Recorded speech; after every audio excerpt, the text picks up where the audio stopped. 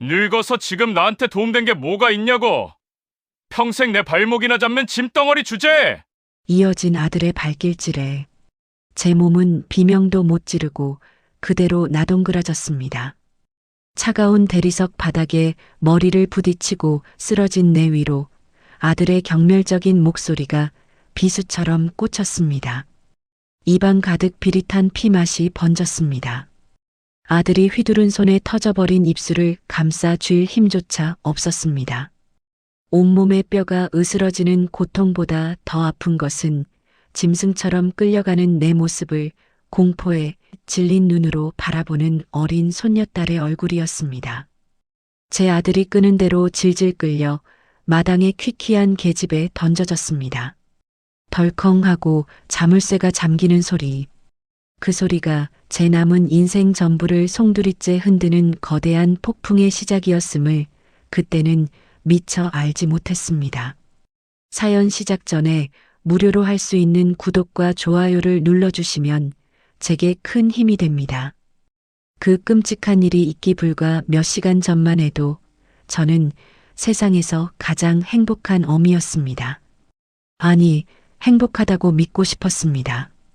그날은 내 아들 김현우가 국내 최대 로펌의 최연소 파트너 변호사로 승진한 것을 축하하는 파티가 열리는 날이었습니다. 아들이 사는 평창동 저택정원은 대한민국에서 내로라 하는 법조계 인사들로 발 디딜 틈이 없었지요. 나는 아들이 주는 생활비를 몇 년간 한 푼 두 푼 아껴 모은 쌈짓돈으로 마련한 곱디고 온 비단 한복을 차려입고 내가 사는 작은 별채에서 나와 본체의 파티장으로 향했습니다. 행여나 내 초라한 행색이 아들의 앞길에 누가 될까 싶어 어깨를 펴고 최대한 기품 있는 척 웃어 보이려 애썼습니다. 사람들은 나를 볼 때마다 어쩜 저렇게 훌륭한 아들을 두셨냐며 부러워했지만 저는 그저 어색하게 웃으며 아들 쪽을 힐끔거릴 뿐이었습니다. 저 화려한 세상은 내 세상이 아니었고 나는 그저 아들의 성공에 잠시 초대된 이방인일 뿐이라는 사실을 누구보다 잘 알고 있었기 때문입니다. 파티의 주인공인 현우는 하얀 턱시도를 쫙 빼입고 사람들 사이를 누비며 물 만난 고기처럼 유려하게 웃고 떠들었습니다. 저 아이를 저 자리에 세우기 위해 내가 어떤 고생을 했던가. 남편이 세상을 떠나고 그가 남긴 이 집 한 채를 담보로 대출을 받아 아들을 뒷바라지했습니다. 내 인생의 전부였던 작은 반찬 가게를 운영하며 내 청춘을 고스란히 갈아 넣었지요. 하지만 아들은 변호사로 성공하자마자 자신의 체면이 깎인다며 그 가게부터 처분하게 했습니다. 어머니, 이제 힘든 일 그만하시고 편히 쉬세요. 그 다정한 말 뒤에 반찬 가게 하는 어머니를 부끄러워하는 시커먼 속내를 나는 모를 리 없었습니다. 그 후로 나는 사회적 역할을 잃고 아들이 주는 생활비에 의존하며 이 넓은 집의 작은 별채에 갇혀 지내는 신세가 되었습니다. 한참을 그렇게 아들을 바라보며 씁쓸한 감상에 젖어 있는데 현우의 장인이자 대법관 출신인 오 원장이 무거운 얼굴로 내게 다가왔습니다. 사부인, 드릴 말씀이 있습니다. 그의 얼굴에서 나는 직감했습니다. 무언가 아주 잘못되었다는 것을. 우리는 정원 구석으로 자리를 옮겼습니다. 지연이가 김서방과 이혼하겠다고 합니다. 네, 이 이혼이라니요? 그게 대체 무슨 말씀이십니까, 사돈어른? 김서방이 우리 지연이에게 손을 댔습니다. 한두 번이 아니었던 모양입니다. 어제는 갈비뼈가 부러져서 병원에 입원까지 했습니다. 머리를 한 대 세게 얻어맞은 듯 아무 소리도 들리지 않았습니다. 내 아들이 며느리를 상습적으로 폭행했다고? 그럴 리가 없다. 나는 몇 달 전 지연의 팔에서 시퍼런 멍 자국을 본 적이 있었습니다. 어머님, 제가 칠칠 맞지 못해서 계단에서 굴렀어요. 그렇게 웃으며 말하던 며느리의 얼굴이 떠올랐습니다. 나는 정말 그 말을 믿었습니다. 아니, 믿고 싶었습니다. 이 집에서 벌어지는 끔찍한 진실을 마주할 용기가 없었던 겁니다. 사돈어른은 그런 내 마음을 꿰뚫어 보듯 말했습니다. 사부인께서 모르셨던 것이 아닙니다. 애써 외면하셨던 것이겠지요. 지연이는 사부인께서 충격받으실까봐 그 모진 매를 맞으면서도 혼자 끙끙 앓았던 겁니다. 그 말을 남기고 사돈어른은 차갑게 돌아섰습니다. 나는 그 자리에 못 박힌 듯 서서 저 멀리 사람들에게 둘러싸여 환하게 웃고 있는 아들의 모습을 바라보았습니다. 며느리의 희생, 아들의 이중성, 그리고 나의 비겁한 외면. 모든 것이 한꺼번에 나를 덮쳐왔습니다. 어떻게 파티가 끝났는지 기억나지 않습니다. 정신을 차렸을 때 나는 텅 빈 거실 소파에 홀로 멍하니 앉아 있었습니다. 현우가 술에 취해 비틀거리며 들어왔습니다. 나는 자리에서 일어나 그의 앞을 막아섰습니다. 현우야, 너 대체 왜 이렇게까지 변해버린 거니? 내 아버지 살아계셨어도 이럴 수 있었을까?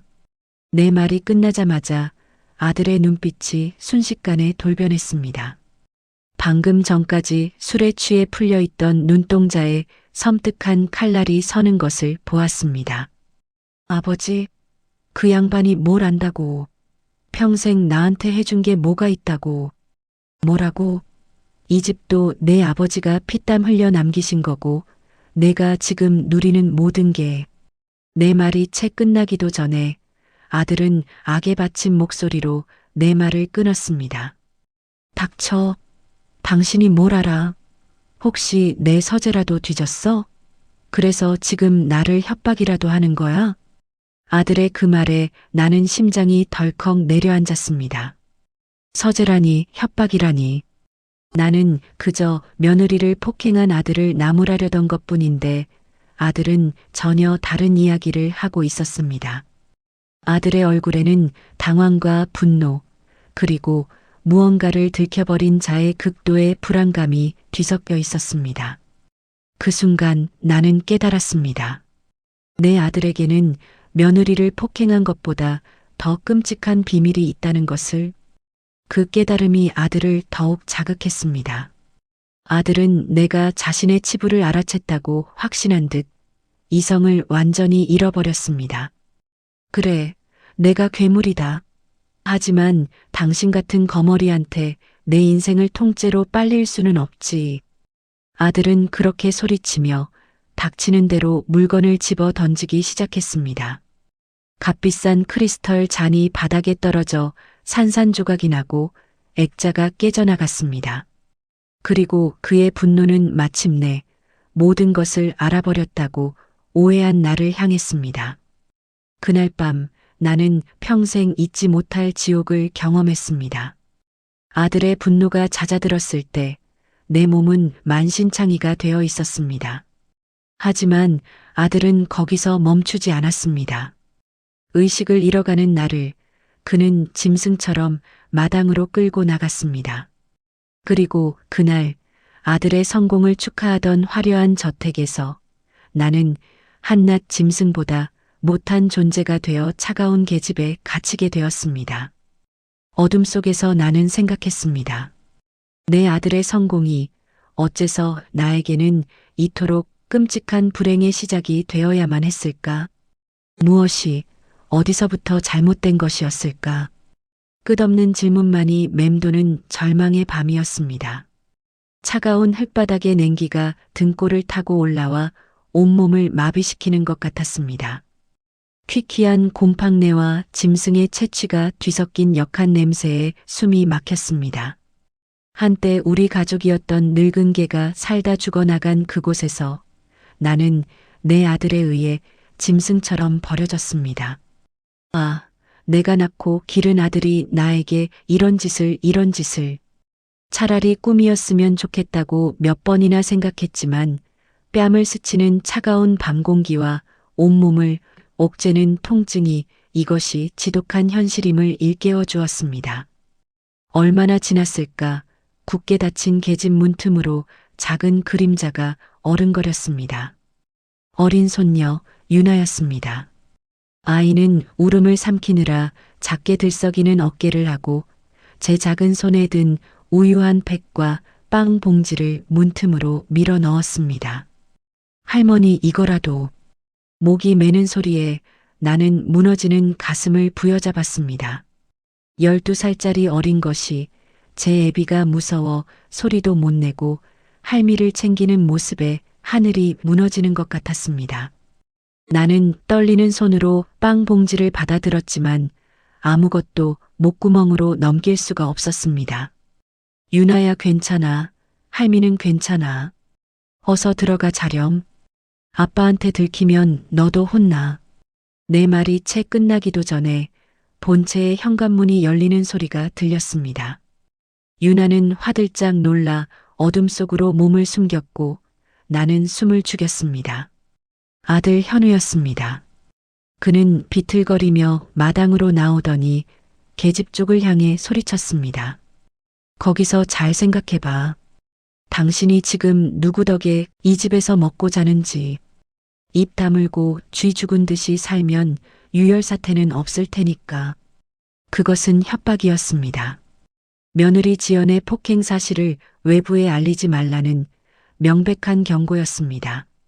그는 나를 어미가 아니라 자신의 비밀을 알고 있는 잠재적 폭탄으로 취급하고 있었습니다. 아들은 만족한 듯 비릿한 웃음을 흘리며 다시 집으로 들어갔습니다. 그가 사라지고 나서야 유나가 다시 다가와 속삭였습니다. 할머니, 내가 엄마한테 전화할게요. 엄마가 할머니 구해줄 거야. 안 돼, 유나야. 절대 안 돼. 나는 나도 모르게 비명을 질렀습니다. 며느리 지연은 이미 제 몸 하나 건사하기 힘든 상태였습니다. 이런 상황에서 섣불리 지연을 끌어들였다가는 아들의 분노가 며느리에게로 향할 것이 불 보듯 뻔했습니다. 그리고 무엇보다 내 치부를, 내 아들이 나를 이렇게 만들었다는 사실을 며느리에게 알리고 싶지 않았습니다. 마지막 남은 어미로서의 구차한 자존심이었습니다. 제발 아무것도 하지 마, 유나야. 할미 말 들어. 응? 간절한 내 부탁에 유나는 결국 울음을 터뜨리며 고개를 끄덕였습니다. 나는 뜬 눈으로 밤을 새웠습니다. 온몸의 통증보다 내 새끼가 괴물로 변해버렸다는 사실이 더 고통스러웠습니다. 다음 날 아침 믿을 수 없는 일이 일어났습니다. 현우는 마치 어젯밤의 일이 꿈이었다는 듯 멀쩡한 얼굴로 내 별채로 찾아왔습니다. 그는 내 손에 약 봉투와 따뜻한 전복죽이 담긴 그릇을 들려주며 너무나도 다정한 목소리로 말했습니다. 어머니, 어제는 제가 술에 취해 실수가 많았습니다. 속상하시더라도 아들이 사과하니 부디 용서해 주세요. 나는 할 말을 잃었습니다. 그의 얼굴에서는 어젯밤의 광기라고는 찾아볼 수 없었습니다. 오직 걱정 가득한 아들의 얼굴만이 있을 뿐이었습니다. 소름이 끼쳤습니다. 이 아이의 진짜 얼굴은 대체 무엇일까? 그는 내가 자신의 범죄를 묵인하는 대가로 이런 가식적인 친절을 베풀고 있는 것이었습니다. 나를 완벽하게 통제하고 길들이려는 것이었습니다. 나는 아무 말 없이 그가 주는 죽을 받아 먹었습니다. 저항할 힘도 의지도 없었습니다. 내가 할 수 있는 것은 오직 수능뿐이었습니다. 내가 입을 여는 순간 아들의 분노가 어디로 튈지 알 수 없었기 때문입니다. 그날 이후 내 삶은 완벽한 감옥이 되었습니다. 현우는 아침 저녁으로 내 별채에 들러 내 안부를 확인했고 주말에는 보양식을 사와 함께 밥을 먹자고 했습니다. 겉으로 보기에는 세상에 둘도 없는 효자였습니다. 하지만 나는 알고 있었습니다. 그의 다정한 눈빛 뒤에 숨겨진 서늘한 감시의 눈길을. 그는 내가 외부와 접촉하는지 며느리나 사돈댁에 연락하는지를 철저히 감시하고 있었습니다. 며느리 지연은 병원에서 퇴원한 후 친정으로 가버렸고 집에는 현우와 나와 유나 단 3사람만 남았습니다. 집안의 공기는 살얼음판처럼 위태로웠습니다. 유나는 아빠의 눈치를 보느라 말수가 극도로 줄었고 나는 아들의 감시 속에서 숨막히는 하루하루를 보냈습니다. 그러던 어느 날 사건이 터졌습니다. 그날따라 현우는 이른 아침부터 온 집안을 뒤집어 놓을 듯이 샅샅이 뒤지고 있었습니다. 그의 얼굴은 평소의 냉정함을 잃고 무언가에 극도로 쫓기는 사람처럼 창백하게 질려 있었습니다. 그는 닥치는 대로 서랍을 열고 책을 쏟아내며 무언가를 찾고 있었습니다. 나는 불안한 마음에 조심스럽게 물었습니다. 현우야, 뭘 그렇게 찾니? 내 말에 현우가 획 돌아보았습니다. 그의 눈은 의심과 분노로 이글거리고 있었습니다. 내 서재, 들어온 적 있어요? 서재라니, 내 허락 없이는 본체에 가지도 않는 거 알지 않니? 정말이에요? 정말 본 적 없어? 현우는 나를 다그치며 한 발짝 다가왔습니다. 나는 뒷걸음질 치며 간신히 대답했습니다. 그래, 정말이다. 대체 뭘 잃어버렸기에 그러니? 장부네 장부가 사라졌어. 장부? 나는 그가 말하는 장부가 무엇인지 알 수 없었습니다.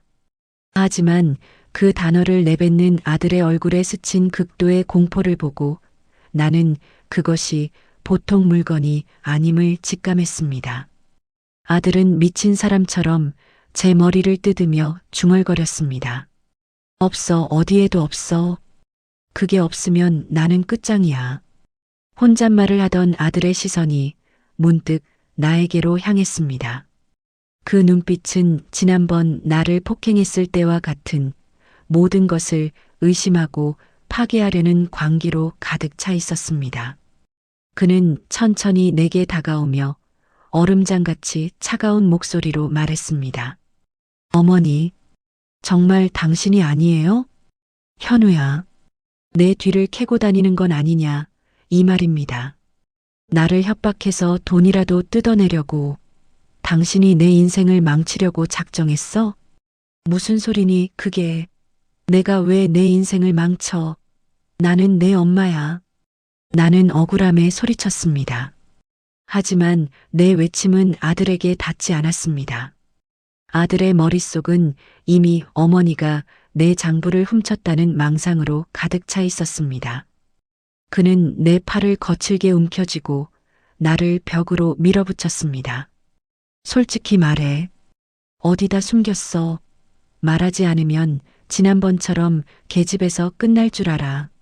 나는 공포에 질려 부들부들 떨었습니다. 지난밤의 끔찍한 기억이 온몸을 덮쳐왔습니다. 아니라고, 나는 아무것도 모른다고 말해야 했지만 입술이 떨어지지 않았습니다. 내 아들이, 내가 낳은 자식이 이제는 나를 도둑으로 몰며 다시 나를 해치려 하고 있었습니다. 그의 소나기 힘이 점점 더 강해지고 숨이 막혀왔습니다. 그 순간 내 머릿속에 단 하나의 생각만이 스쳐 지나갔습니다. 여기서 벗어나야 한다. 이대로 있다가는 정말 죽을지도 모른다. 하지만 어떻게? 내 힘으로는 이 괴물을 당해낼 수 없었습니다. 절망이 내 목을 조여오는 그 순간 나는 보았습니다. 문틈으로 겁에 질린 채 이쪽을 바라보는 손녀 유나의 얼굴을, 그리고 그 아이의 손에 작은 핸드폰이 들려 있는 것을. 말해. 내 장부 어디다 숨겼어? 아들의 눈은 더 이상 인간의 것이 아니었습니다. 자신의 비밀을 지키기 위해 어미마저 해치려는 이성을 잃은 맹수의 눈이었습니다. 나는 공포에 질려 뒷걸음질 쳤지만 등 뒤의 차가운 벽이 더 이상의 도망을 허락하지 않았습니다. 아들은 내 양어깨를 강철 같은 손으로 움켜쥐고 금방이라도 부서뜨릴 듯이 흔들어대며 으르렁거렸습니다. 정말 몰라? 좋아. 모른다면 알게 해주지. 내 물건에 손 떼면 어떻게 되는지 뼈저리게 느끼게 해주겠어. 아들은 그렇게 말하며 나를 거실 바닥에 그대로 내동댕이 쳤습니다. 쿵 하는 소리와 함께 머리를 부딪혔고 눈앞에서 별이 번쩍이는 것 같았습니다. 희미해져가는 의식 속에서 나는 보았습니다. 아들이 거실 한쪽에 놓인 골프채를 집어드는 것을, 그가 골프를 시작했다며 신이 나서 자랑하던 아버지가 물려주신 유품이라고 거짓말까지 했던 바로 그 골프채였습니다. 현우야, 안 돼, 제발. 내 애원이 닿기도 전에 서늘한 쇳덩이가 내 다리를 향해 날아들었습니다.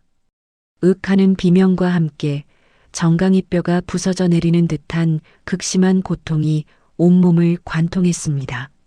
나는 바닥을 구르며 신음했지만 아들의 폭력은 멈추지 않았습니다. 등, 어깨, 팔 닥치는 대로 골프채를 휘둘렀습니다. 한때는 세상을 다 가진 듯 자랑스러웠던 내 아들이 이제는 나를 죽이려 하고 있었습니다. 얼마나 맞았을까? 온몸에 감각이 무뎌지고 고통조차 느껴지지 않을 무렵이었습니다.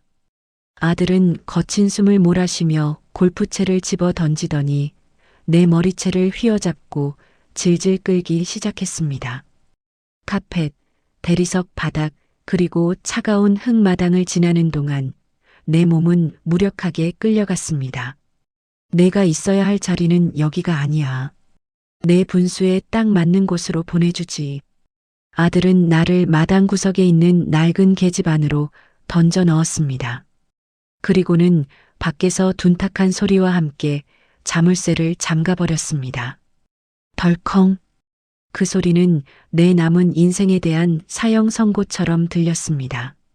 어둠 속에서 나는 웅크린 채 가쁜 숨을 몰아쉬었습니다. 온몸이 부서질 듯 아팠지만 그보다 더한 절망이 나를 짓눌렀습니다. 나는 이제 완벽히 끝났다고 생각했습니다. 이대로 이 어둡고 축축한 곳에서 아무도 모르게 죽어갈 것이라고. 아들을 괴물로 키운 죄, 그 죗값을 이렇게 치르는 것이라고. 모든 것을 포기하고 눈을 감으려던 바로 그 순간이었습니다. 계집 문틈의 작은 구멍으로 무언가 반짝이는 것이 보였습니다. 내 손녀 유나의 눈물이었습니다. 아이는 소리도 내지 못한 채 두 손으로 입을 틀어막고 하염없이 눈물만 흘리고 있었습니다. 그 작은 어깨가 온 세상을 짊어진 듯 위태롭게 떨리고 있었습니다. 그 순간 내 안에서 무언가 툭하고 끊어지는 소리가 났습니다. 나 자신은 포기할 수 있어도 저 아이는 아니었습니다. 내가 여기서 이대로 무너지면 저 여린 아이는 어떻게 되는가. 제 아비에게 어미를 빼앗기고 이제는 할미마저 잃게 할 수는 없었습니다. 저 아이를 위해서라도 나는 살아야만 했습니다. 유나야. 나는 쥐어짜는 목소리로 손녀를 불렀습니다. 유나는 화들짝 놀라며 내 쪽으로 다가왔습니다.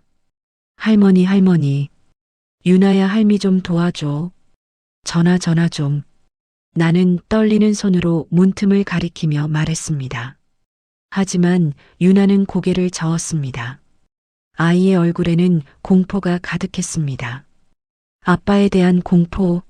안 돼, 할머니. 아빠가 알면 아빠가 할머니를 정말 죽일지도 몰라. 알아. 하지만 이대로 있으면 정말 죽어. 유나야, 할미는 괜찮아. 하지만 너는 여기서 살면 안 돼. 이런 괴물 옆에서 살게 할 수는 없어. 제발 엄마한테 전화해. 엄마한테. 나는 애원했습니다. 내 말이 끝나자 유나는 한참을 망설였습니다. 아빠에 대한 공포와 할머니를 구해야 한다는 마음 사이에서 작은 아이는 필사적으로 갈등하고 있었습니다. 그러다 문득 유나의 눈빛이 변했습니다. 아이는 굳게 결심한 듯 입술을 깨물며 고개를 끄덕였습니다. 알았어, 할머니. 내가 할게. 유나는 그렇게 말하고는 품속에서 작은 핸드폰을 꺼내 들었습니다. 할머니인 내가 사준 낡은 핸드폰이었습니다. 아이는 떨리는 손가락으로 익숙하게 번호를 눌렀습니다. 그것은 112도 119도 아니었습니다. 아이의 핸드폰 단축번호 1번에 저장된 이름, 엄마. 바로 내 며느리 오지연이었습니다. 유나는 숨을 죽이고 신호가 가기만을 기다렸습니다. 뚜뚜 단조로운 신호음이 이 지옥 같은 정적 속에서 너무나도 크게 울리는 것 같았습니다. 제발 제발 받아라. 나는 간절히 기도했습니다. 아들이 눈치채기 전에 이 전화가 연결되어야만 했습니다. 얼마나 지났을까? 전화기 너머에서 마침내 익숙한 목소리가 들려왔습니다. 여보세요? 유나야? 며느리 지연의 목소리였습니다. 그 목소리를 듣는 순간 유나는 참았던 울음을 터뜨리며 다급하게 외쳤습니다. 엄마, 엄마, 빨리 와줘. 아빠가 할머니를. 유나의 절박한 외침이 굳게 닫힌 계집의 문틈을 넘어 내 남은 인생을 구원할 단 하나의 동아줄이 되어 어둠 속으로 울려 퍼지고 있었습니다. 전화기 너머로 들려오는 딸아이의 절규 섞인 목소리. 그 순간 대한민국 최고의 검사 오지연의 세상은 무너져 내렸습니다. 그러나 그녀는 무너지지 않았습니다. 슬픔과 분노가 온몸을 집어삼키기 전에 그녀의 머리는 이미 냉철하게 움직이고 있었습니다. 전 남편 김현우의 폭력성을 누구보다 잘 아는 그녀였기에 지금이 총각을 다투는 위급 상황임을 직감한 것입니다. 유나야, 침착하게 들어. 지금부터 엄마가 시키는 대로만 하는 거야. 아빠한테 절대 들키지 말고 내 방 옷장 가장 깊숙한 곳에 숨어 있어. 그리고 무슨 일이 있어도 절대 나오면 안 돼. 알겠지? 지연은 떨리는 딸을 안정시킨 후 곧바로 다음 전화를 걸었습니다. 상대는 그녀의 사법연수원 동기의 형님이자 현재 경찰청의 심장부인 수사국을 책임지고 있는 경찰청장이었습니다. 청장님, 저 오지연입니다. 지금 제 딸이 위험합니다. 존속 폭행 및 감금, 살인미수 사건입니다. 평창동 김현우 변호사 자택입니다. 가용 가능한 모든 경력, 특히 경찰 특공대 SWAT의 즉각적인 투입을 긴급 요청합니다. 평소의 차분함은 온데간데 없는 그녀의 다급하고 절박한 목소리에 경찰청장은 사안의 심각성을 즉시 깨달았습니다. 대법관의 사위이자 스타 변호사인 김현우, 그리고 그를 고발하는 검사 안에 이것은 단순한 가정폭력 사건이 아니었습니다. 오 부장, 진정하게. 5분 내로 현장 포위 완료하겠네. 자네는 걱정 말고 현장 근처에서 대기하게. 그 시각 저는 칠흑 같은 계집 안에서 희미하게 들려오는 사이렌 소리를 듣고 있었습니다. 처음에는 환청인 줄 알았습니다. 하지만 소리는 점점 더 가까워졌고 이내 여러 대의 차량이 급정거하는 소리와 함께 저택 전체가 소란스러워지기 시작했습니다. 본체에서 TV를 보고 있던 현우도 이상한 낌새를 눈치챘는지 욕설을 내뱉으며 마당으로 나왔습니다. 그리고 그 순간 현우는 자신의 눈을 의심해야만 했습니다. 저택의 높은 담벼락 위로 검은색 특수 전투복을 입고 자동소총으로 무장한 경찰특 공대원들이 소리 없이 넘어오고 있었습니다. 정문은 육중한 특수 차량에 의해 맥없이 부서져 내렸고 수십 개의 붉은 레이저 포인트가 일제히 현우의 가슴을 겨누었습니다. 움직이지 마. 움직이는 순간 발포한다. 한밤의 정막을 깨는 확성기 소리와 함께 현우의 저택은 순식간에 경찰 병력에 의해 완벽하게 포위되었습니다. 자신의 성공을 자축하던 파티의 무대였던 그곳이 이제는 자신이 주인공인 범죄 현장이 되어버린 것입니다. 현우는 믿을 수 없다는 듯 넋이 나간 얼굴로 주변을 둘러보았습니다. 이게 무슨 짓들이야. 내가 누군 줄 알고. 당장 총 안 치워. 현우가 고함을 치며 저항하려던 순간 특공대원 2명이 번개처럼 달려들어 그의 양팔을 꺾고 바닥에 무릎을 꿇렸습니다. 수갑이 채워지는 철컥하는 소리가 그가 그토록 자랑스러워했던 모든 것들이 끝났음을 알리는 신호탄 같았습니다. 모든 소란 속에서도 한 대원의 시선은 오직 한 곳, 마당 구석의 낡은 계집을 향하고 있었습니다. 그는 거대한 절단기를 이용해 녹슨 자물쇠를 단숨에 끊어냈습니다. 기익. 오랜만에 열리는 계집 문틈으로 한 줄기 빛이 쏟아져 들어왔습니다. 저는 눈을 가늘게 뜨며 조심스럽게 밖으로 기어 나왔습니다.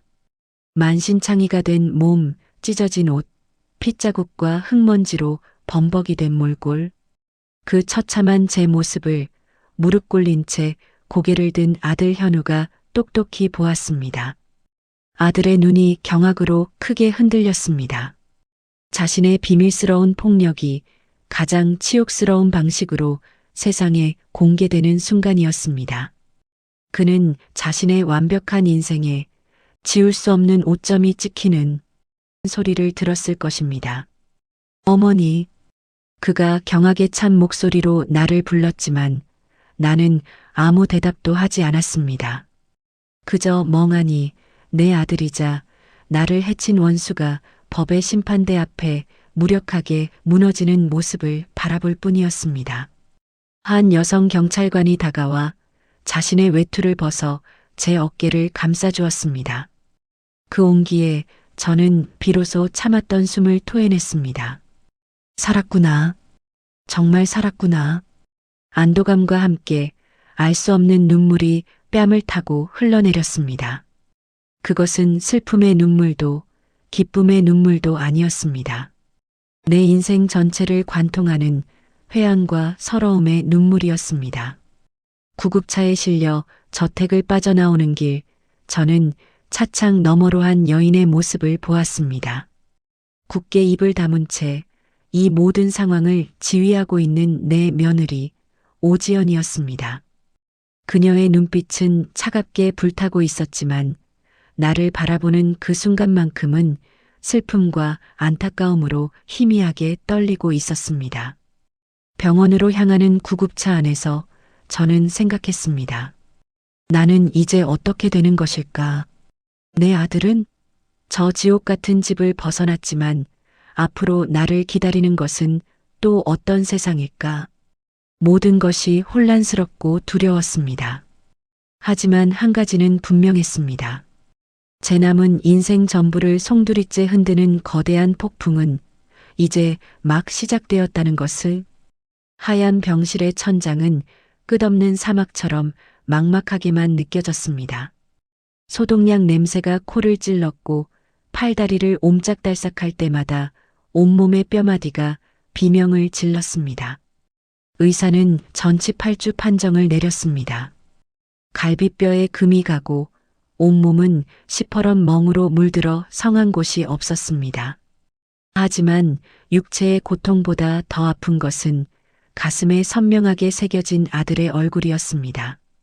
나를 경멸하던 그 눈빛, 짐승을 대하듯 나를 끌고 가던 그 손길, 나를 계집에 가두고 조롱하던 그 목소리. 어머니, 괜찮으세요?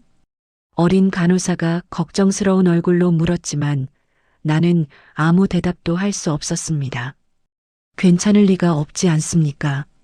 세상이 무너졌는데 내 인생 전부를 바쳐 쌓아 올린 탑이 와르르 무너져 내렸는데 어떻게 괜찮을 수가 있겠습니까? 저는 그저 눈을 감고 이 모든 것이 끔찍한 악몽이기를 바랄 뿐이었습니다. 뉴스를 통해 아들 현우가 존속 폭행 및 특수감금 혐의로 구속되었다는 소식을 들었습니다.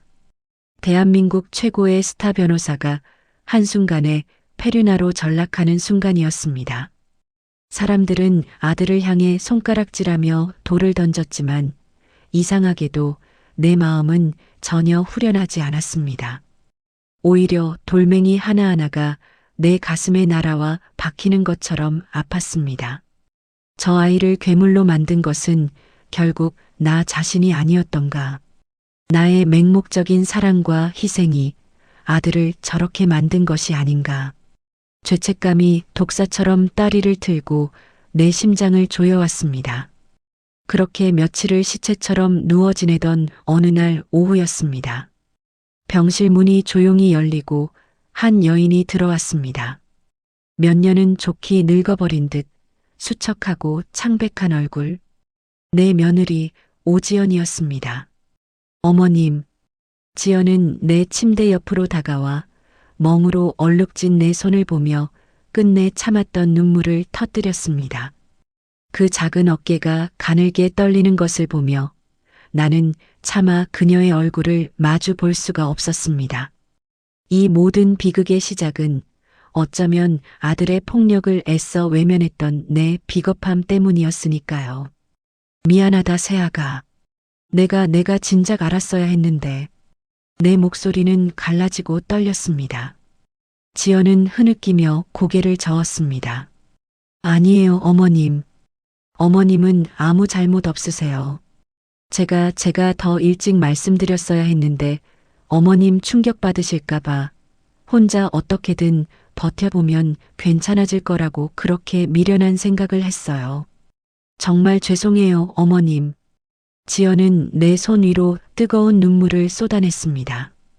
그제야 나는 알 수 있었습니다. 며느리가 그동안 얼마나 끔찍한 지옥 속에서 나를 지키기 위해 홀로 외로운 싸움을 해왔는지를. 팔에 있던 시퍼런 멍, 계단에서 굴렀다는 어색한 변명, 아프다며 친정에 가 있던 수많은 날들. 모든 조각들이 맞춰지며 내 심장은 칼로 도려내는 듯한 아픔을 느꼈습니다.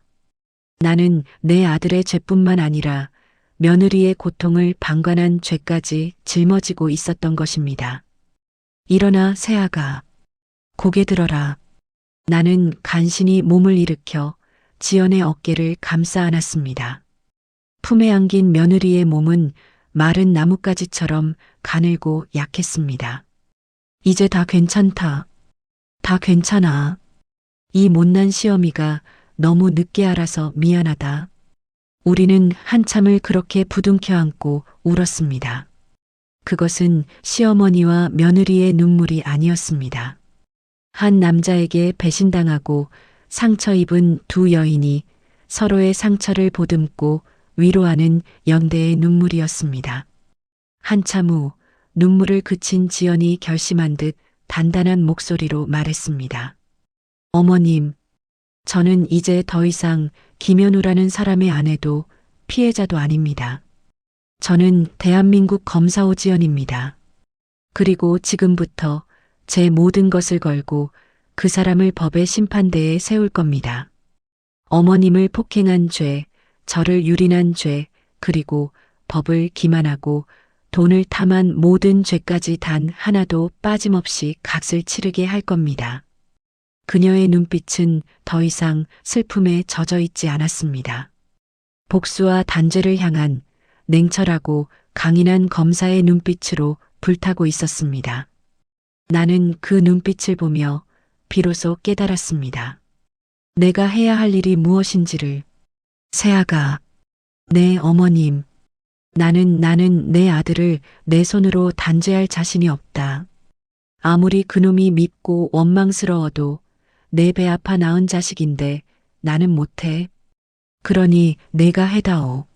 나는 떨리는 손으로 내 품속 깊이 간직하고 있던 것을 꺼냈습니다. 남편이 죽기 전 내게 남긴 낡은 만년필이었습니다. 이걸 내 시아버지의 유언을 집행하는 변호사에게 전해주렴. 그 안에 모든 것이 들어있다. 내 남편이 우리 현우 아버지가 혹시 모를 만약을 위해 남겨둔 마지막 장치다. 지연은 의아한 얼굴로 만년필을 받아들었습니다. 나는 이어서 말했습니다. 그리고 이것은 내가 너에게 주는 칼자루다. 그 칼로 내 아들놈의 가장 아픈 곳을 베어내어라. 그놈이 평생을 바쳐 이룬 모든 것을 하나도 남김없이 빼앗아 오너라. 그래서 다시는 이 세상의 어떤 약한 사람에게도 함부로 손대지 못하도록 그 뿌리까지 완전히 잘라내 버려라. 내 눈에서는 더 이상 눈물이 흐르지 않았습니다. 대신 내 안에 무언가가 단단하게 굳어지는 것을 느꼈습니다. 그것은 아들에 대한 미련을 끊어내는 소리이자 복수를 향한 나의 의지가 각성하는 소리였습니다. 지연은 내 손을 굳게 잡았습니다. 그녀의 따뜻한 온기가 내 차가운 손을 통해 심장까지 전해지는 것 같았습니다. 어머님 걱정 마세요. 제가 어머님의 칼이 되어드리겠습니다. 우리는 더 이상 말이 없었습니다. 하지만 우리는 알고 있었습니다. 이제 우리의 전쟁이 시작되었다는 것을. 며느리의 손에 들린 낡은 만년필이 괴물이 되어버린 내 아들의 심장을 겨누는 가장 날카로운 칼이 될 것임을. 병실 창밖으로 지는 해가 세상을 붉게 물들이고 있었습니다. 그것은 마치 앞으로 벌어질 피의 복수를 예고하는 듯 했습니다. 내 손을 떠난 남편의 낡은 만년필이 어떤 거대한 톱니바퀴를 움직이기 시작했는지 그때의 나는 알지 못했습니다. 나는 그저 병실에 누워 창밖의 잿빛 하늘을 바라보며 앞으로 닥쳐올 폭풍을 예감할 뿐이었습니다. 며느리 지연은 그날 이후 단 한 번도 내 병실에 찾아오지 않았습니다. 나는 그것이 그녀의 전쟁이 시작되었음을 알리는 신호라는 것을 어렴풋이 짐작할 뿐이었습니다. 그리고 폭풍은 내가 생각했던 것보다 훨씬 더 빠르고 거세게 몰아치기 시작했습니다. 구치소에 수감된 아들 현우는 대한민국 최고의 변호사답게 자신의 변호인단을 꾸려 금방이라도 풀려날 것처럼 기세등등했습니다. 그는 언론을 통해 어머니와의 사소한 다툼이 있었을 뿐 모든 것은 오해라며 뻔뻔한 거짓말을 늘어놓았습니다. 그의 변호인단 역시 피해자인 어머니가 처벌을 원하지 않는다는 점을 부각하며 구속이 과하다는 여론을 만들어내기 시작했습니다. 하지만 현우의 바람은 지연의 첫 번째 공격에 의해 산산조각이 났습니다. 지연은 자신이 직접 검토하고 서명한 남편 김현우에 대한 접근금지 가처분 신청서와 이혼 소장을 법원에 제출했습니다. 소장에는 그동안 현우가 저질렀던 상습적인 폭행의 날짜와 시간, 상해진단서, 그리고 부서진 가구와 핏자국이 낭자한 집안 사진까지 모든 증거가 낱낱이 담겨 있었습니다. 그리고 가장 결정적인 한 방. 지연은 나 박순자를 법정 대리인으로 내세워 아들 김현우에 대한 전 재산 가압류 신청을 동시에 진행했습니다. 이제 법적으로 나는 아들의 처벌을 원하는 피해자이자 그의 재산을 묶어버린 채권자가 된 것입니다. 아들이 그토록 자랑스러워했던 평창동 저택, 최고급 외제차, 수십억 원의 예금까지 그의 모든 것이 하루아침에 동결되었습니다. 현우는 구치소에서 이 소식을 듣고 길길이 날뛰었다고 합니다. 오지연 이 미친 여자가 감히 내 돈에 손을 대? 어머니를 앞세워서 당장 내 변호사 불러. 아니, 오지연 그 여자를 당장 내 앞으로 데려와. 하지만 그의 분노는 이제 시작될 거대한 몰락의 서곡에 불과했습니다. 지연의 두 번째 공격은 현우의 심장부, 그가 평생을 바쳐 올라간 로펌을 향했습니다. 그녀는 로펌 대표에게 김현우 변호사의 품위유지 의무 위반 및 불법 비자금 조성 의혹에 대한 진정서를 제출했습니다. 진정서에는 현우가 나를 폭행하며 자신의 비밀 장부를 언급했다는 내 증언이 포함되어 있었습니다.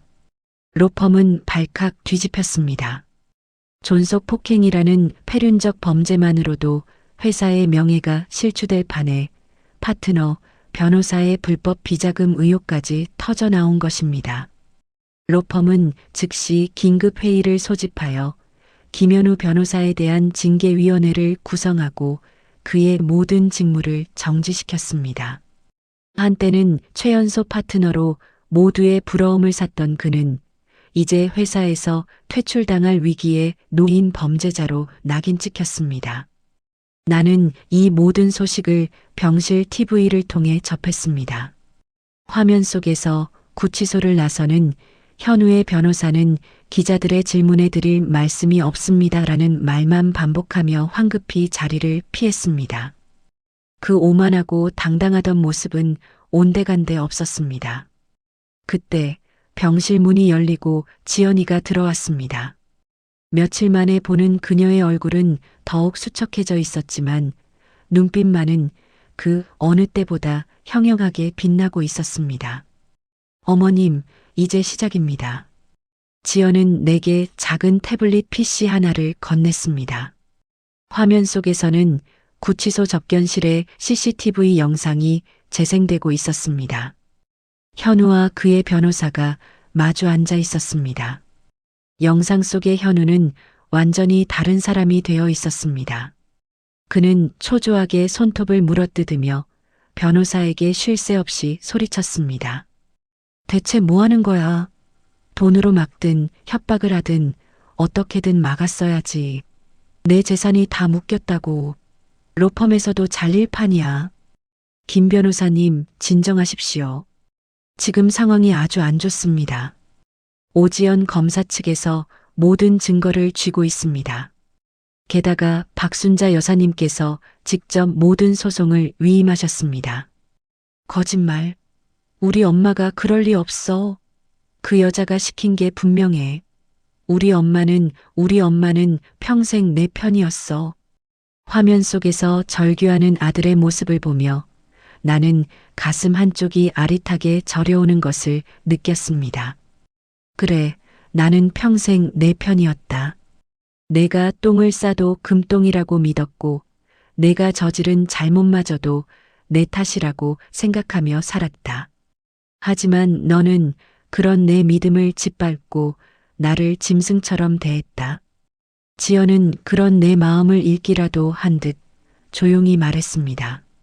어머님, 약해지시면 안 됩니다. 저 사람은 지금 반성하는 게 아니에요.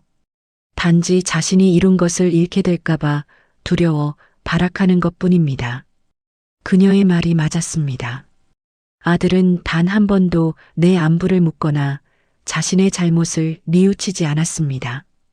오직 자신의 돈과 명예만을 걱정할 뿐이었습니다. 다음은 뭘 할 생각이니? 나는 떨리는 목소리로 물었습니다. 지연은 태블릿 PC를 끄며 차가운 목소리로 대답했습니다. 그 사람의 숨겨진 돈, 그 검은 돈의 출처를 밝혀낼 겁니다. 어머님께서 말씀하신 비밀 장부 반드시 찾아낼 겁니다. 그리고 지연은 잠시 말을 끊고 내 눈을 똑바로 바라보며 말했습니다.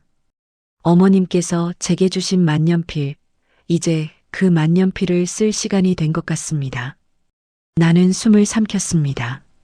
남편의 유언, 모든 것을 빼앗을 수 있는 마지막 칼날. 지연은 마침내 그 칼을 뽑아들기로 결심한 것입니다. 그렇게 되면 현우는 정말 모든 것을 잃게 된다. 평생을 감옥에서 썩게 될지도 몰라. 네. 그게 바로 그 사람이 받아야 할 죗값입니다. 지연의 목소리에는 한치의 망설임도 없었습니다. 나는 더 이상 아무 말도 하지 않았습니다. 이것은 이제 돌이킬 수 없는 전쟁이었습니다. 그리고 그 전쟁의 끝에서 내 아들은 어떤 모습으로 서 있게 될까? 그는 과연 자신의 잘못을 깨닫고 반성하게 될까? 아니면 모든 것을 잃은 분노로 더욱 끔찍한 괴물이 되어 나를 원망하게 될까? 알 수 없는 불안감이 엄습했지만 나는 고개를 저었습니다. 이미 주사위는 던져졌습니다.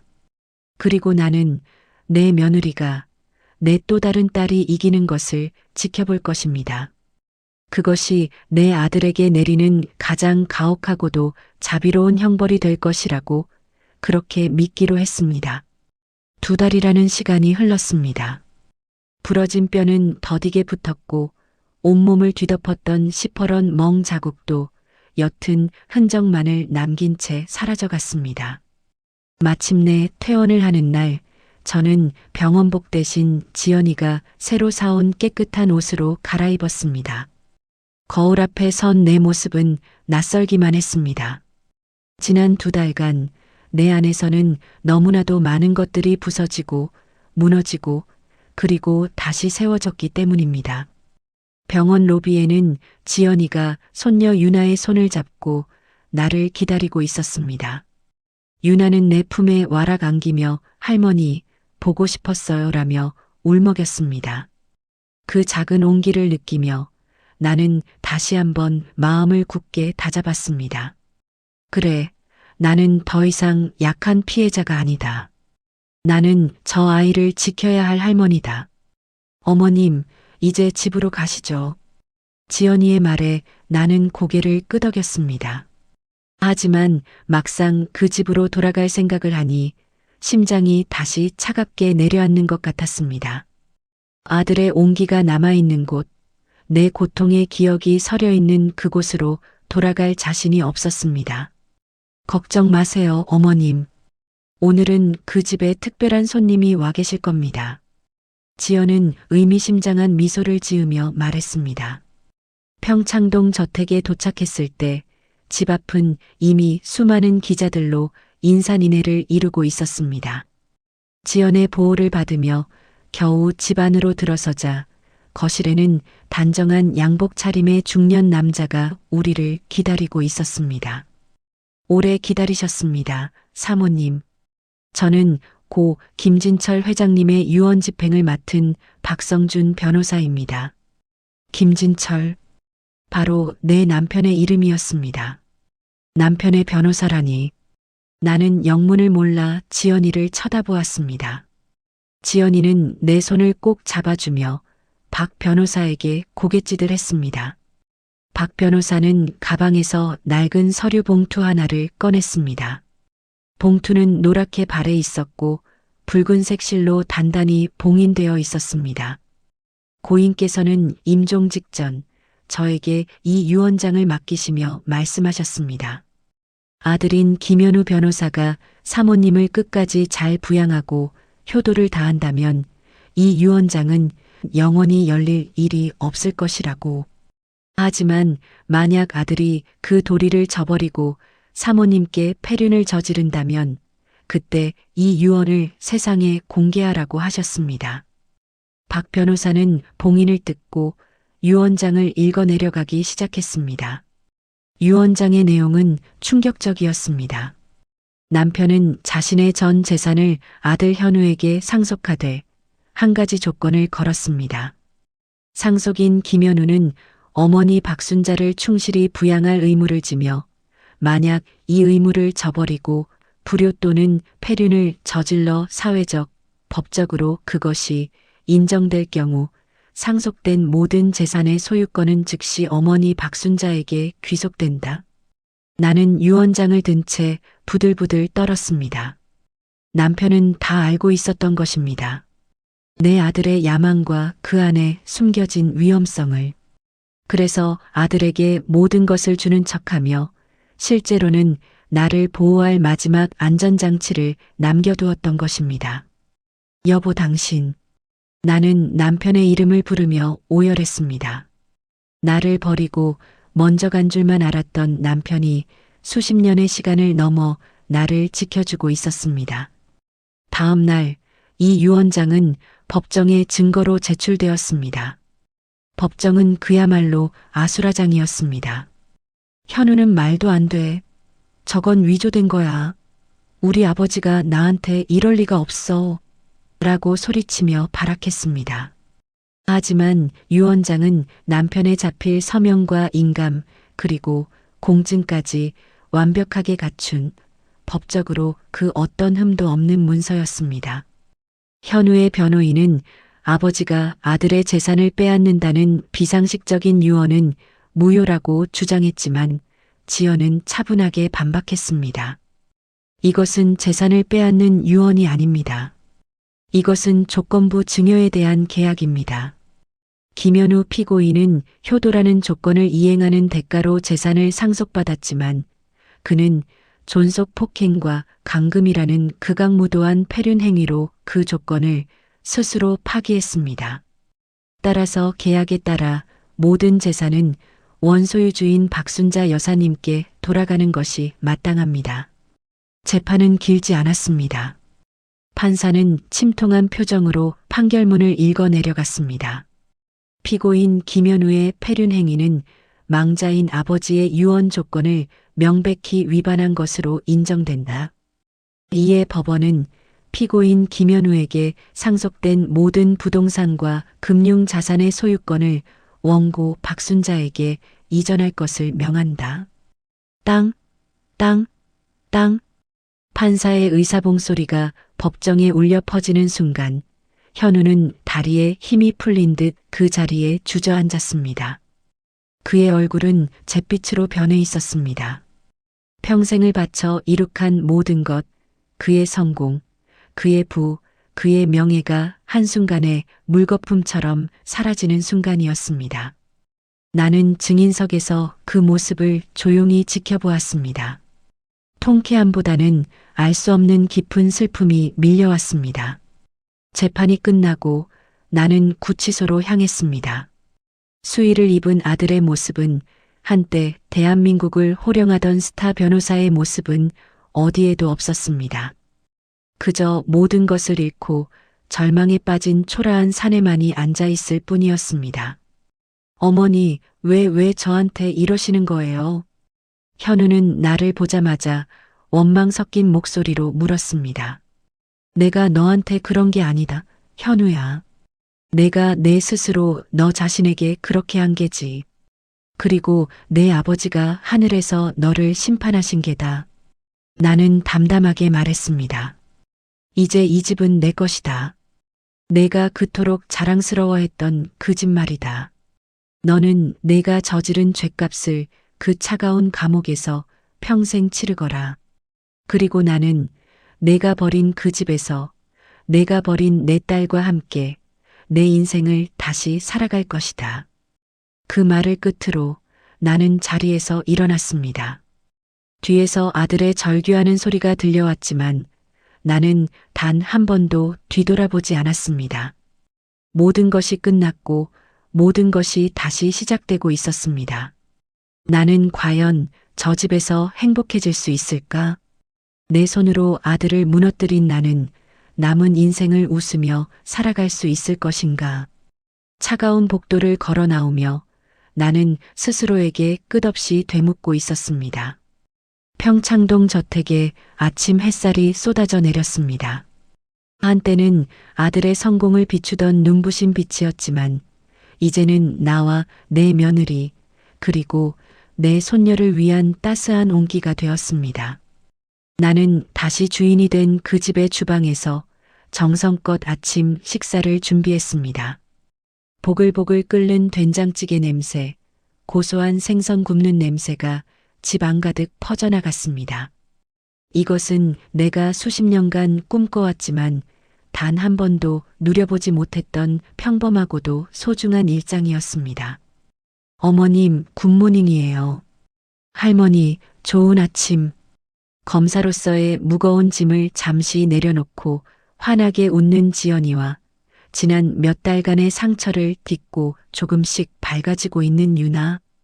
우리는 식탁에 마주 앉아 여느 평범한 가족처럼 웃고 떠들며 아침을 먹었습니다.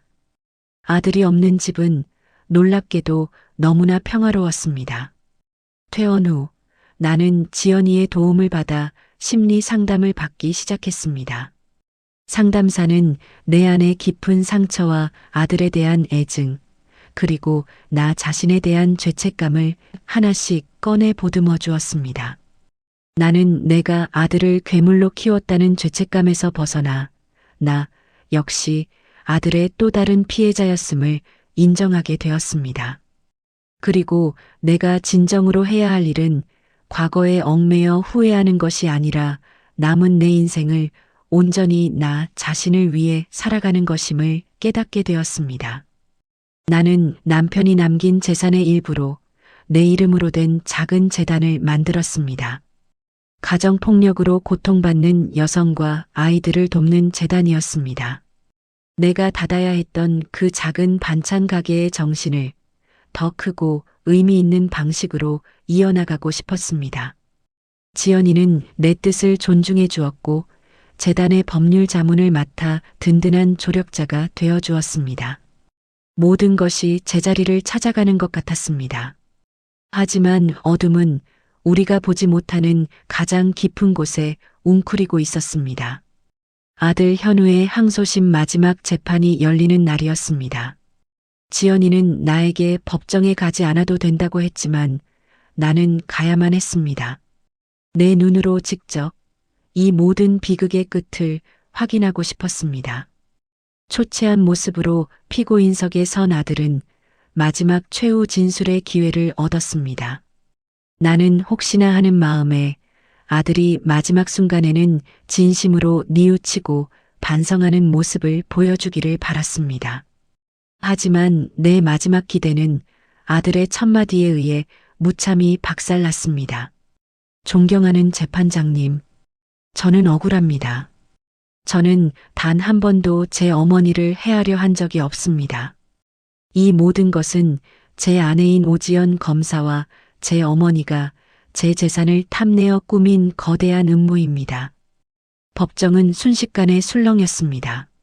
아들은 눈물까지 흘리며 자신이 얼마나 효자였는지 그리고 어머니를 위해 얼마나 헌신했는지를 열변했습니다. 심지어 자신이 어머니를 계집에 가둔 것은 치매 증상이 있는 어머니가 밖으로 나가지 못하도록 보호하기 위한 어쩔 수 없는 조치였다고 주장했습니다. 나는 온몸의 피가 차갑게 식는 것을 느꼈습니다. 마지막 순간까지 그는 반성은커녕 모든 죄를 나와 며느리에게 뒤집어 씌우고 있었습니다. 그는 괴물이 된 것이 아니었습니다. 원래부터 괴물이었습니다. 내가 그것을 보지 못했을 뿐입니다. 결국 재판부는 현우의 주장을 받아들이지 않고 원심보다 더 무거운 형량을 선고했습니다. 모든 것을 잃고 수십 년의 세월을 감옥에서 보내게 된 아들은 법정 경위들에게 끌려나가며 나를 향해 악을 썼습니다. 내가 여기서 나가는 날 당신들을 절대로 가만두지 않겠어. 내 것을 되찾고 말 거야. 두고 봐. 그 저주 섞인 외침을 뒤로하고 법정을 빠져나오는데 지연이가 걱정스러운 얼굴로 내 손을 잡았습니다. 어머님, 괜찮으세요? 괜찮다. 이제 정말로 모든 게 끝났구나. 나는 그렇게 말하며 애써 웃어 보였습니다. 하지만 나는 알고 있었습니다. 아무것도 끝나지 않았다는 것을. 아들의 눈빛은 그저 모든 것을 잃은 자의 분노가 아니었습니다. 그것은 아직 마지막 패가 남아있다는 자의 섬뜩한 확신에 찬 눈빛이었습니다. 그날 밤 나는 잠을 이룰 수가 없었습니다. 아들의 마지막 눈빛이 뇌리에서 떠나지 않았습니다. 대체 무슨 생각을 하고 있는 걸까? 무슨 꿍꿍이가 더 남은 걸까? 불안한 마음으로 뒤척이는데 옆방에서 유나의 작은 뒤척임 소리가 들려왔습니다. 나는 조심스럽게 유나의 방으로 향했습니다. 아이는 곤히 잠들어 있었습니다. 하지만 아이의 얼굴은 평온하지 않았습니다. 식은땀을 흘리며 무언가에 쫓기는 듯 미간을 찌푸리고 있었습니다. 그리고 잠꼬대처럼 작게 중얼거렸습니다. 잘못했어요. 아빠, 내가 잘못했어요.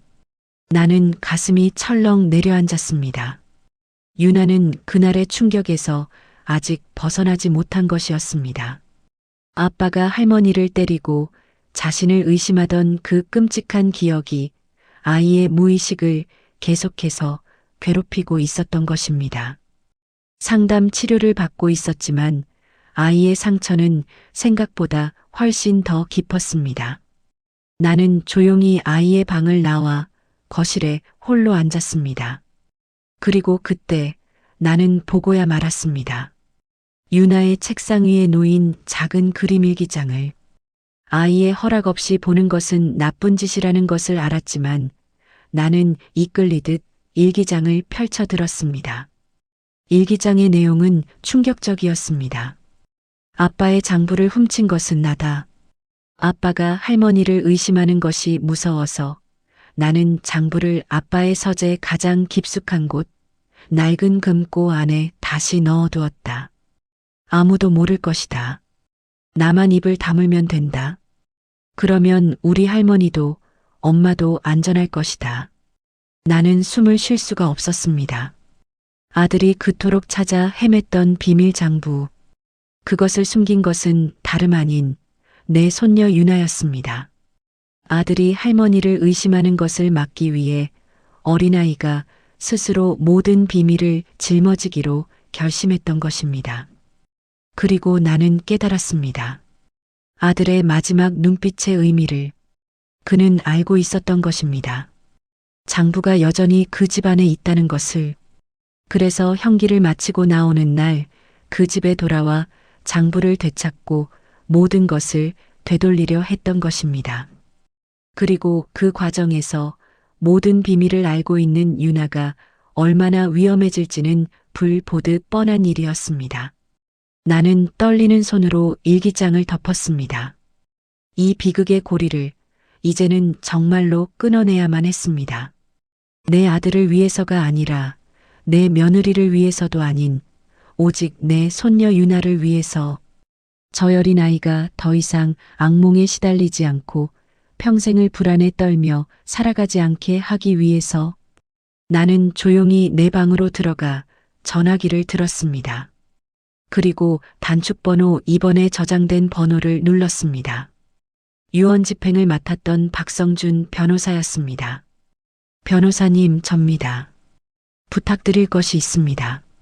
나는 내일 아침 아들 현우를 특별 면회하고 싶다고 말했습니다. 그리고 아무도 동행하지 않을 것이며 이것은 아들과 나의 마지막 만남이 될 것이라고 덧붙였습니다. 수화기 너머의 박 변호사는 내 결연한 목소리에 아무것도 묻지 않고 알겠다고 대답했습니다.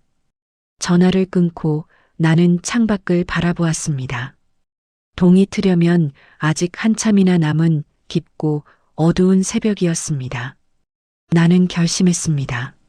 내일 나는 내 아들에게 마지막 선택지를 줄 것입니다. 그리고 만약 그가 내 마지막 자비를 거부한다면 나는 내 손으로 이 모든 비극을 끝낼 것입니다. 내 남은 인생 전부를 바쳐서라도. 다음 날 아침 나는 그 누구에게도 말하지 않고 홀로 집을 나섰습니다. 아들을 만나러 가는 길, 차창 밖으로 스치는 풍경은 여느 때와 다름없었지만 내 마음은 비장함으로 가득 차 있었습니다. 오늘은 내 아들에게 마지막 기회를 주는 날이자 동시에 이 모든 비극에 마침표를 찍는 날이 될 것이기 때문입니다. 구치소 면회실의 차가운 유리벽을 사이에 두고 나는 수십 년의 형량을 선고받은 내 아들 현우와 마주 앉았습니다. 며칠 사이에 더욱 수척해진 아들의 얼굴에는 나에 대한 원망과 증오만이 가득했습니다. 무슨 낯으로 여기까지 왔어? 내 모든 걸 빼앗아 놓고 이제 와서 구경이라도 하러 온 거야? 아들은 나를 보자마자 이빨을 드러냈습니다. 나는 그런 아들을 그저 담담한 눈으로 바라보며 조용히 입을 열었습니다.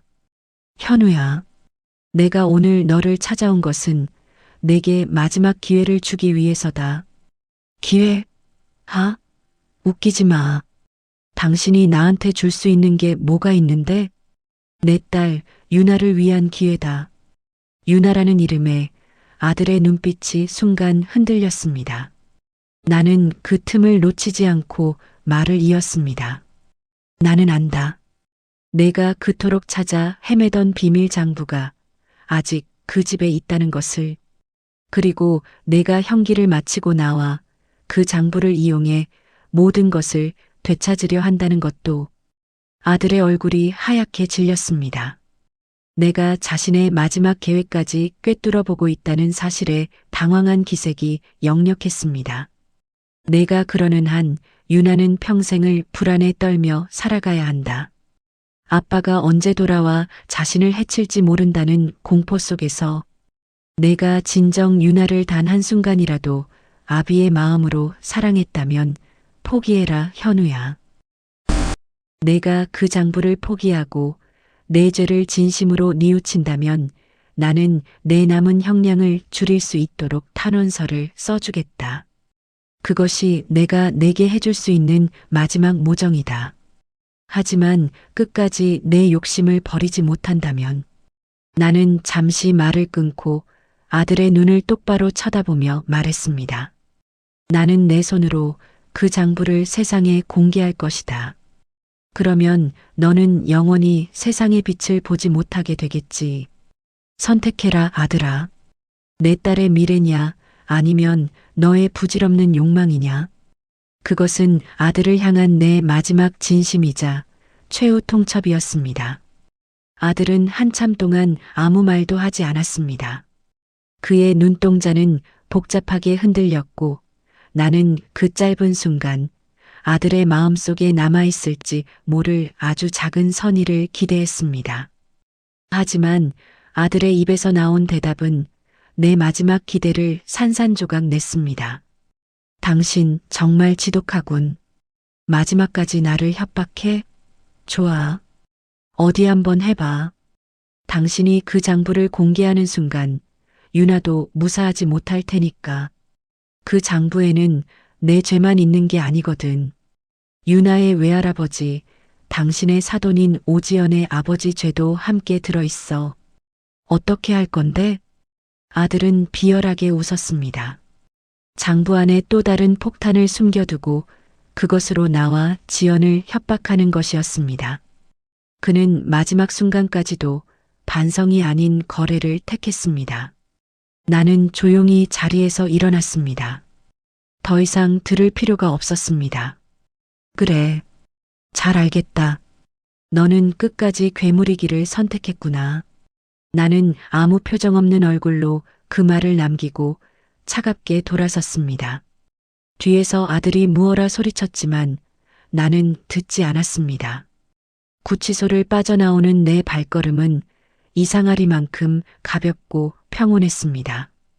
모든 미련과 연민이 제가 되어 사라져버렸기 때문입니다. 그날 오후 검찰청 기자실은 발칵 뒤집혔습니다. 박성준 변호사를 통해 김현우의 불법 비자금 장부 원본이 검찰에 증거로 제출되었기 때문입니다. 장부에는 김현우가 그동안 맡았던 대기업들의 비자금을 세탁하고 정치권에 불법 자금을 상납한 내역이 고스란히 담겨 있었습니다. 대한민국을 뒤흔들 거대한 게이트의 서막이 열리는 순간이었습니다. 그리고 장부의 마지막 장에는 아들이 말했던 대로 사돈어른이었던 오전 대법관이 과거 청탁과 함께 돈을 받은 정황이 기록되어 있었습니다. 하지만 지연이는 이 모든 것을 예상했다는 듯 아버지의 비리 의혹에 대한 철저한 수사를 검찰에 직접 요청했습니다. 그녀는 아버지의 죄를 덮는 대신 정의를 택한 것입니다. 결국 현우는 추가 기소되어 무기징역을 선고받았고 그와 결탁했던 수많은 정재계 인사들이 법의 심판을 받았습니다. 오전 대법관 역시 옷을 벗고 검찰의 조사를 받게 되었습니다. 모든 비극의 뿌리가 마침내 뽑혀나가는 순간이었습니다. 시간이 흘렀습니다.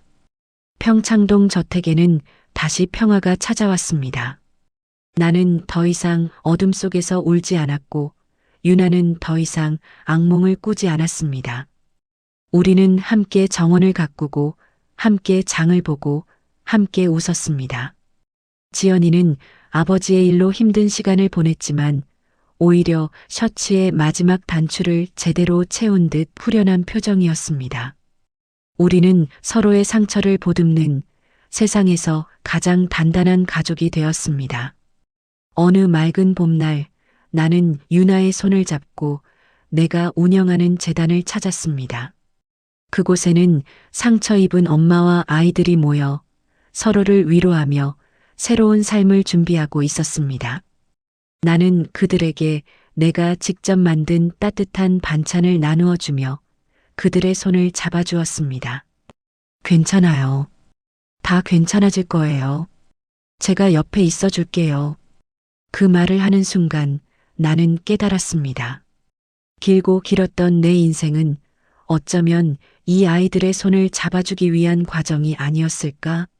내 아픔과 상처가 다른 누군가의 상처를 보듬는 약이 될 수 있다는 것을 나는 더 이상 김현우의 어머니가 아니었습니다. 나는 가정폭력 피해자를 돕는 재단의 이사장이며 사랑하는 손녀의 할머니이고 든든한 며느리의 또 다른 어머니였습니다. 그리고 무엇보다 나는 온전한 나 자신, 박순자였습니다. 오랜 세월 자식의 이름 뒤에 가려져 있던 내 이름을 나는 비로소 되찾았습니다. 찢어졌던 편지는 다시 붙지 않았지만 그 조각들을 모아 새로운 그림을 만들 수는 있었습니다. 남겨진 국화 한 송이는 시들었지만 그 자리에서 새로운 씨앗이 돋아나 더 많은 꽃을 피워냈습니다. 여러분은 지금 누구의 이름으로 살아가고 있습니까? 당신의 삶이 오롯이 당신의 이름으로 빛나기를 나는 오늘 진심으로 기도합니다. 오늘 이야기는 한 어머니의 처절한 복수극을 통해 삐뚤어진 모성애와 탐욕이 한 인간과 가정을 어디까지 파괴할 수 있는지, 그리고 진정한 용서와 책임이 어떻게 우리를 자유롭게 하는지를 보여주고 있습니다. 우리 삶에는 후회로 얼룩진 순간들이 있기 마련입니다. 아들 현우처럼 돌이킬 수 없는 잘못을 저질렀을 수도 있고, 어머니 순자처럼 분노와 복수심에 사로잡혀 고통스러운 시간을 보냈을 수도 있습니다. 하지만 이 이야기는 우리에게 말합니다. 중요한 것은 그 후 우리가 어떤 선택을 하느냐에 달려 있다고 말입니다. 과거의 실수는 바꿀 수 없지만 미래를 향한 선택은 온전히 우리의 손에 달려 있으니까요. 어쩌면 여러분의 주변에도 박순자 여사처럼 용서의 문턱에서 망설이는 사람이 있을지도 모릅니다. 혹은 아들 현우처럼 용서를 구해야 할 용기조차 잃어버린 사람이 있을 수도 있겠죠. 오늘 이 이야기가 여러분의 마음에 작은 위로와 함께 자신의 삶을 주체적으로 살아갈 용기가 되었기를 바랍니다. 앞으로도 여러분의 마음을 울리는 다양한 이야기로 찾아뵙겠습니다. 여러분의 하루가 따뜻한 위로로 가득하기를 바랍니다. 채널 구독과 좋아요도 잊지 말고 부탁드립니다.